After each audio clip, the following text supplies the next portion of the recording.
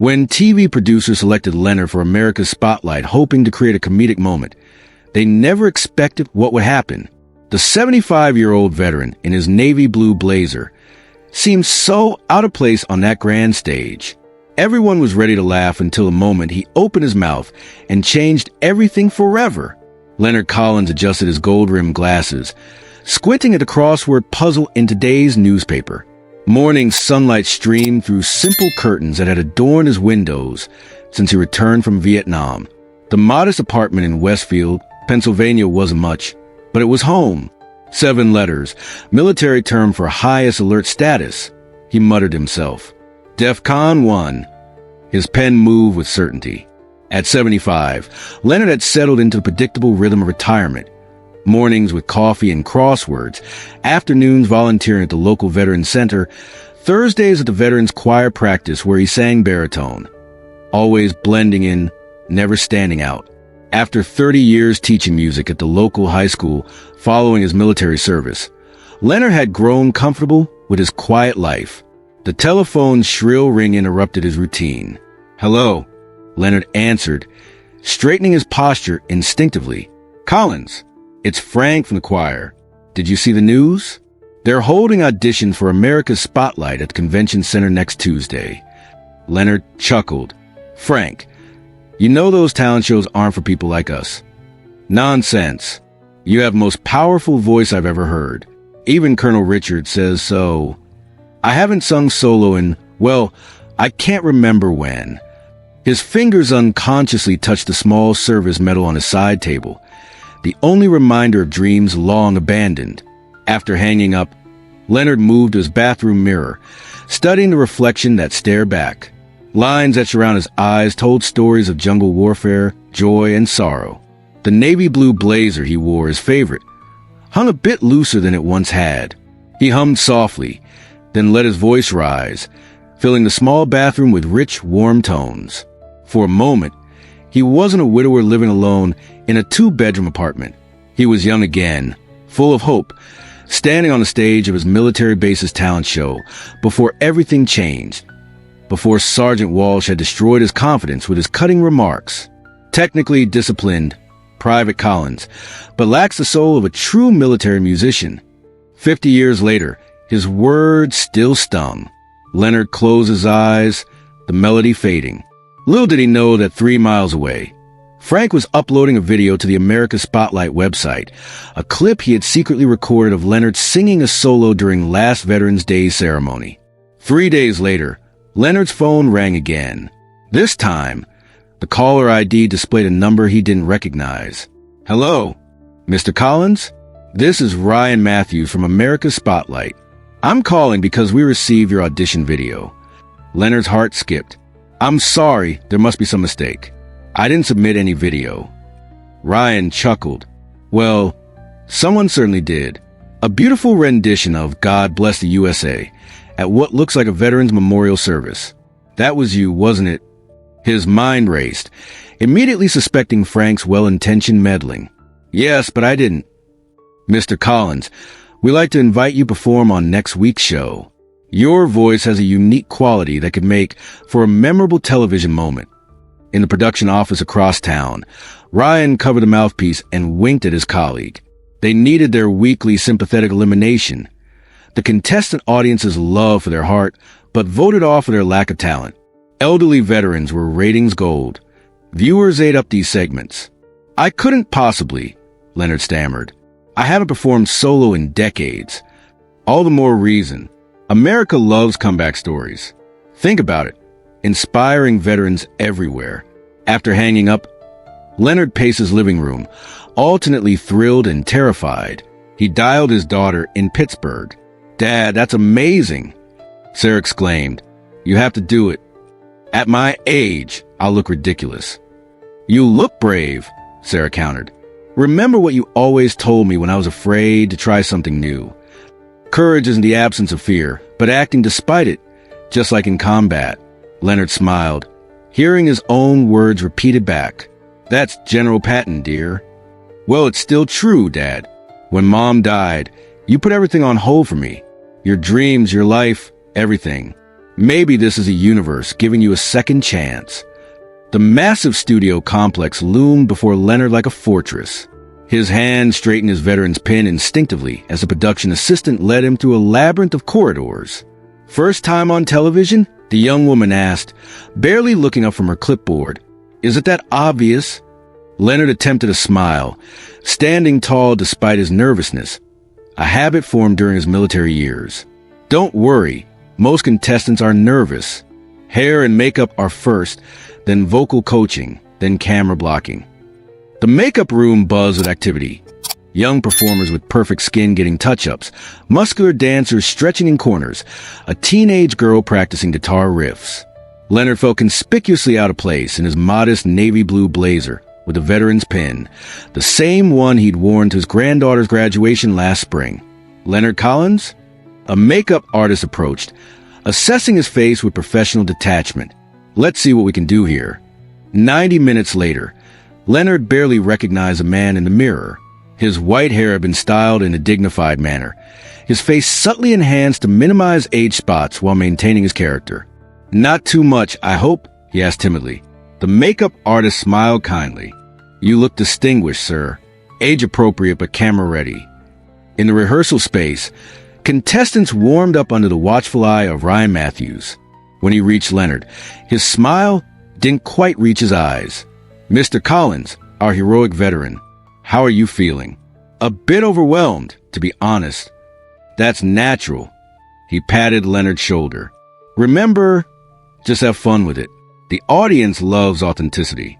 As Ryan walked away, Leonard overheard him whispering to another producer, perfect for the sympathy segment, the grandpa everyone wishes they had.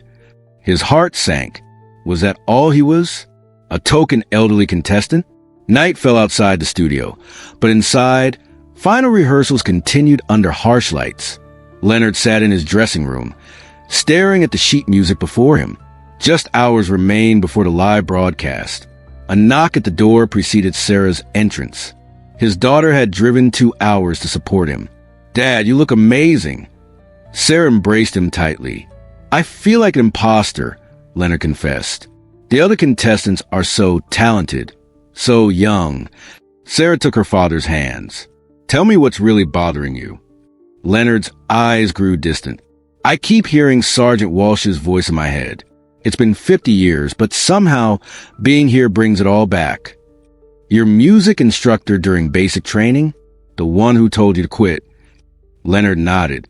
It was at the base talent show. I practiced for months. Afterward, he called me aside and said I'd never have what it takes, that some people aren't meant for the spotlight. A week later, I was shipped to Vietnam. Dad. Sarah hesitated, then pulled out her phone. I need to show you something. She played a video, the same Veterans Memorial performance Frank had submitted. Leonard watched himself singing, unaware of being recorded. Look at the faces in the audience, Sarah urged. The camera panned across teary-eyed veterans and civilians, their expressions wrapped with emotion. That's what your voice does to people, Dad. Not technically disciplined, transformative. Leonard's eyes filled with tears. I don't know if I can do this. You don't have to. We can walk out right now, Sarah squeezed his hand. But I think you'll regret it if you do. A production assistant appeared at the door. Mr. Collins, 15 minutes of places. The stage of America's Spotlight was designed to intimidate. Blinding lights, a live audience of 1,200, 3 celebrity judges known for their brutal honesty, and cameras capturing every angle. Backstage, contestants huddled like soldiers preparing for battle. You're 8th in the lineup, a stage manager informed Leonard, right after the teenage rock band and before the opera singer. He nodded, his throat suddenly dry. Ryan Matthews appeared at Leonard's side, all television smiles and polished encouragement. Remember, Mr. Collins, just be yourself. America loves authenticity. The same words he'd used earlier, but now Leonard detected their hollow center. As Leonard's moment approached, the teenage rock band finished a thunderous applause, their energy electric. Then silence fell as the stage was reset. Next up, the host announced, a Vietnam veteran from Pennsylvania who's proving it's never too late to chase your dreams. Please welcome Leonard Collins. The audience clapped politely as Leonard walked to center stage. The microphone stand seemed miles away. The lights blinded him, transforming the audience into a dark, faceless mass. He could sense the collective judgment, his outdated blazer, his age-spotted hands, his white hair. A camera zoomed in close enough for him to hear its mechanical whir. "Good evening," Leonard said, his voice barely a whisper. The microphone caught it, amplifying his nervousness. Someone in the audience tittered. Another coughed pointedly. Leonard straightened his shoulders, remembering how he'd stood at attention in rice paddies and jungle clearings. If he could face enemy fire, he could face this. Mr. Collins, the lead judge, a former boy band singer, spoke. "Tell us about yourself." "I'm Leonard Collins, 75 years old, from Westfield, Pennsylvania, Vietnam veteran, retired music teacher. And what brings you to our stage tonight?" He paused, considering the scripted answer the producers had suggested. Something about fulfilling lifelong dreams and inspiring seniors everywhere. Instead, he said simply, "My friend Frank recorded me singing at a veterans memorial and submitted it without telling me." Genuine laughter rippled through the audience. Not mockery, but warm appreciation for his honesty. "Well, let's see what Frank saw in you." The judge smiled indulgently. "What will you be performing?"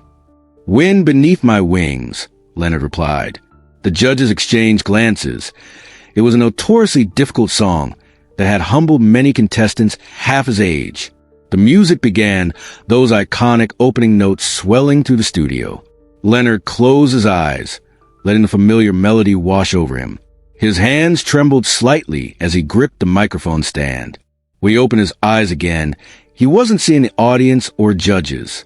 He was seeing Helen, his late wife, and their fellow soldiers who never made it home. "It must have been cold there in my shadow." His voice emerged, tentative at first. In the control room, Ryan Matthews leaned forward. "Get ready for the reaction shots," he instructed the director. "This should be good." But then something unexpected happened.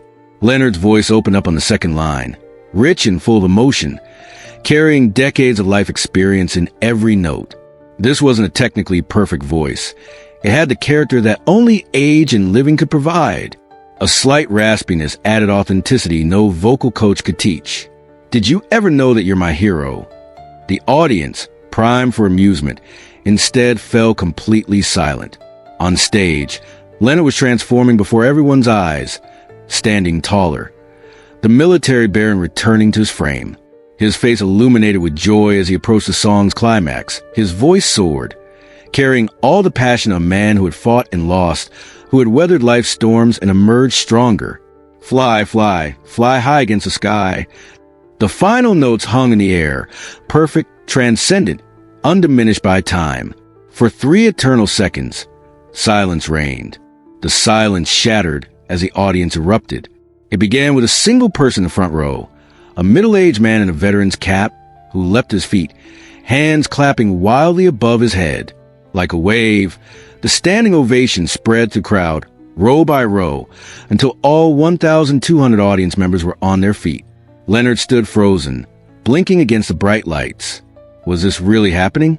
The applause continued, growing thunderous, punctuated by whistles and cheers. Someone shouted, "Semper Fi!" A young woman in the balcony pressed her fingers to her mouth and released an ear-piercing whistle of appreciation. In the control room, producers stared at the monitors in disbelief. "Are you seeing this?" Ryan Matthews whispered, his face pale. The segment planned for gentle mockery had backfired spectacularly. The lead judge, known for his cutting remarks and impossible standards, was on his feet, clapping emphatically. The female judge was openly weeping, mascara running down her cheeks. The third judge, a veteran music producer, simply shook his head in amazement. Mr. Collins, the lead judge, finally spoke when the applause died down enough for him to be heard. "I don't even know what to say. That was extraordinary." The female judge dabbed at her eyes. "You didn't just sing that song. You lived it. I felt every emotion, every word. That's what music is supposed to do." The third judge leaned forward. "I've heard hundreds of versions of that song. Yours stands among the very best." The technical perfection of youth can't compare to the emotional depth you brought to it. The host approached, handing Leonard a tissue. He hadn't realized he was crying. I think it's safe to say, the host announced, that Leonard Collins has earned a spot in the next round. Another roar from the audience confirmed his words. The following morning, Leonard's performance had gone viral. Clips appeared on news programs. Social media platforms erupted with praise, and his phone wouldn't stop ringing. "Dad, you've got 3 million views already," Sarah exclaimed, scrolling through her phone during breakfast in Leonard's hotel room. "People are calling you voice of valor and America's veteran hero." Leonard buttered his toast with steady hands. The panic and insecurity of yesterday seemed to belong to another lifetime. It's all rather overwhelming. A knock at the door revealed a beaming Ryan Matthews holding a bouquet of flowers. His chagrined expression couldn't quite hide his excitement. "Mr. Collins, I owe you an apology," he began. "And a thank you. Last night's ratings were our highest this season."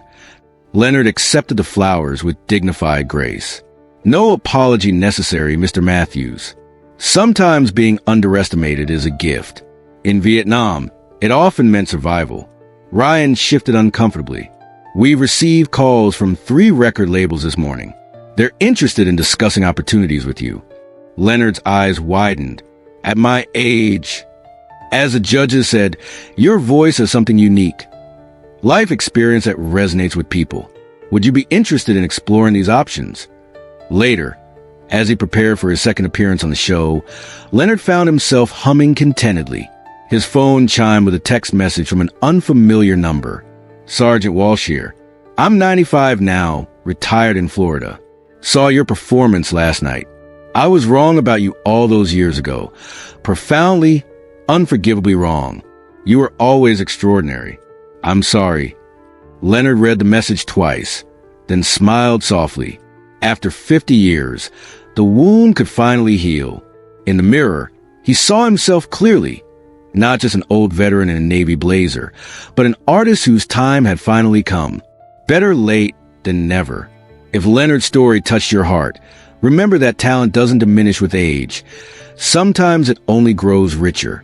In a world quick to dismiss the elderly, especially our veterans, we miss the wisdom, experience, and beauty they offer. What hidden talents are waiting to be discovered in your life? Share in the comments where you're watching from, and show some respect for the veterans in your community. Subscribe for more stories that remind us to look beyond appearances. Because sometimes the most remarkable performances come when we least expect them.